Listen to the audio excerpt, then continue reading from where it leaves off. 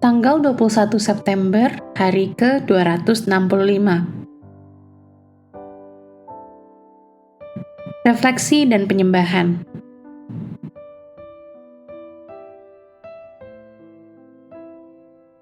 Belas kasih dan penghakiman bagi semua orang. Mereka yang melihat campur tangan Allah di dalam semua hal dapat menyerahkan hidupnya dalam tangan Allah. Refleksi. Mika, yang namanya berarti siapa yang seperti Tuhan, disebut sebagai nabi untuk orang-orang yang tereksploitasi dan tertindas. Raja-raja yang korup, nabi-nabi palsu, hakim yang disuap, dan para imam yang mencuri, semuanya menjadi sasaran duri nubuat Mika. Setiap tingkat masyarakat Yehuda telah ditawan oleh keserakahan dan oportunisme. Nahum atau beban mengakhiri kisah bangsa Niniwe yang dimulai lebih dari 1 abad sebelumnya dalam kitab Yunus. Orang Niniwe yang hanya sebentar mengalami pertobatan, sekarang menghadapi gelombang pasang penghakiman. Kehancuran total yang pasti dan tidak mungkin lagi melarikan diri. Habakuk atau memeluk tidak takut bergulat dengan masalah-masalah sulit yang menguji imannya. Pertanyaan Nabi Habakuk tentang mengapa dan berapa lama dijawab dengan deskripsi yang menghibur dari orang dan rencana Tuhan. Semakin banyak Habakuk tahu tentang rencana Allah, semakin ia dapat menjadi tenang di tangan penuh kasih dari Sang Perencana. Karena sesungguhnya, orang benar akan hidup oleh iman mereka. Lihat Habakuk pasal 2 ayat 4. Zefanya atau Tuhan menyembunyikan, melukiskan gambaran suram tentang kematian, kehancuran, dan kegelapan untuk Yehuda yang tersesat. Dia melihat di 4 arah sebelum memusatkan perhatiannya pada Yerusalem, yang menjadi pusat dari penghukuman Allah dan objek dari kasih Allah.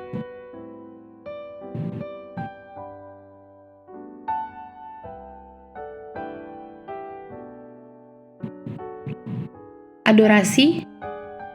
Minggu lalu Anda membaca kitab Yunus dan menemukan bahwa Tuhan senang menunjukkan kasih-Nya pada orang yang paling jahat sekalipun. Mungkin mengejutkan Anda untuk membaca minggu ini bahwa kota Niniwe yang merupakan objek kasih Allah dalam kitab Yunus menjadi objek kemarahan dan penghakimannya dalam kitab Nahum. Bagaimana ini bisa terjadi? Apakah Tuhan berubah-ubah dalam perasaannya? Bagaimana mungkin Tuhan marah kepada Yunus setelah gagal menunjukkan belas kasihan kepada orang Niniwe, lalu berbalik dan bertindak persis seperti itu? Kuncinya ditemukan kembali dalam Keluaran pasal 34 ayat 6-7. Di sana Anda akan belajar bagaimana belas kasih Allah dan keadilan Allah menyatu dengan sempurna.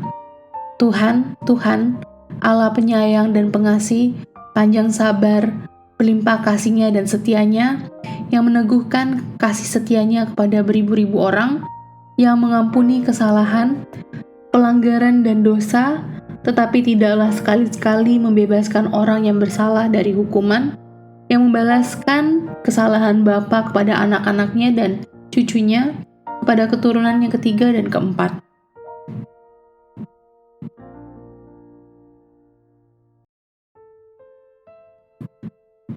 Aplikasi. Bagaimana bisa banyak orang lolos dari dosa pembunuhan hari ini?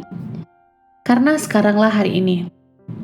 Waktunya akan tiba ketika Allah akan menyelesaikan semua perbuatan secara adil. Ketika waktu itu tiba, akan sangat terlambat untuk belas kasihan, dan di tempat kemurahan itu, keadilan akan menang. Untuk orang Niniwe, hari perhitungan itu datang kira-kira 150 tahun setelah kunjungan Yunus yang mengesankan. Perubahan hati orang-orang Asyur pada zaman Yunus menjadi bisnis seperti biasa dalam beberapa tahun kemudian. Kesabaran Tuhan luar biasa, tetapi tidak berarti tak terbatas. Dan sementara Dia mungkin menderita selama ini, akan datang suatu hari ketika orang-orang yang menolaknya akan mengalami penderitaan.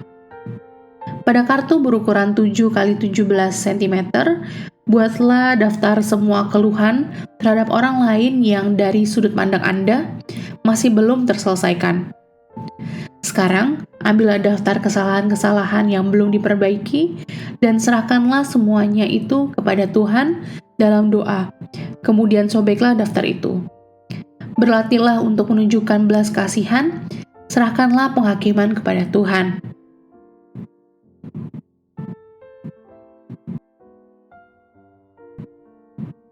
Amin. Tuhan Yesus memberkati.